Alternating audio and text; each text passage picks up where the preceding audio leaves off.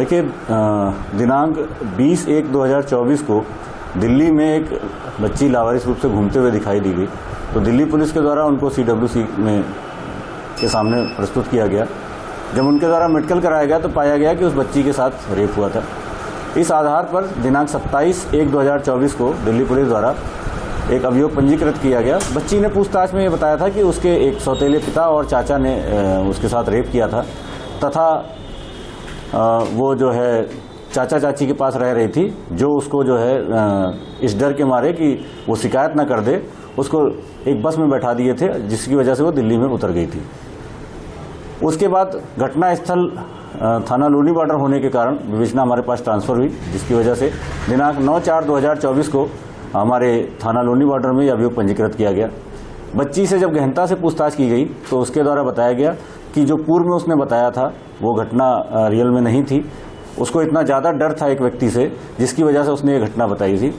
हकीकत कहानी उसके द्वारा बताएगी कि उसके पिता की मृत्यु करीब 4 वर्ष पूर्व हो गई थी, जो यहीं हमारे लोनी बॉर्डर क्षेत्र में ही रहते थे।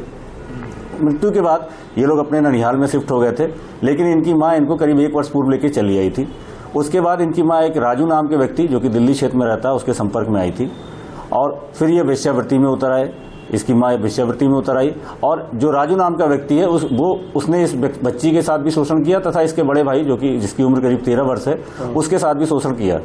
लगातार शोषण होने की वजह से इसका बड़ा भाई भी एक समय में वहाँ से हट गया था, अपने माँ के साथ नहीं रहता था और ये बच्ची भी किसी तरह से उस क्षेत्र से निकल के, अपने घर से निकल के वो दिल्ली की ओर भाग गई थी।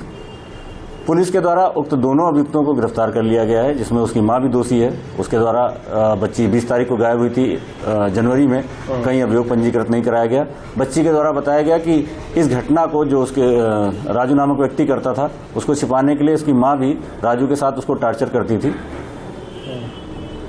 कोई अन्य व्यक्ति भी इनके साथ था सर? नहीं, इनके साथ कोई अन्य व्यक्ति नहीं था। इसकी जो माँ है, बच्ची की जो माँ है, वो फिलहाल वेश्यावृत्ति करती है। हाँ। क्या बच्ची को भी इसमें धकेलने के आगे तैयार थी? बच्ची से पूछताछ में बच्ची ने जो है बताया कि माँ कहती थी कि तुम बड़ी हो जाओगी तो तुमको भी ये काम करना है, वेश्यावृत्ति करानी। तो बच्ची को प्रताड़ित भी किया जाता था उनके द्वारा? हाँ, जो पूछताछ में बच्ची ने बताया तो उसका ये कहना था कि उसके लिए तो नहीं, लेकिन ये जो घटना उसका राजू करता था उसको कोई अन्य किसी अन्य को ना बता दे। तो ये इसकी माँ भी और राजू भी दोनों लोग जो है जो पूछताछ में उसके द्वारा ये बताया गया कि नहीं, प्लास वगैरह से उसको डराते थे। लखनऊ वगैरह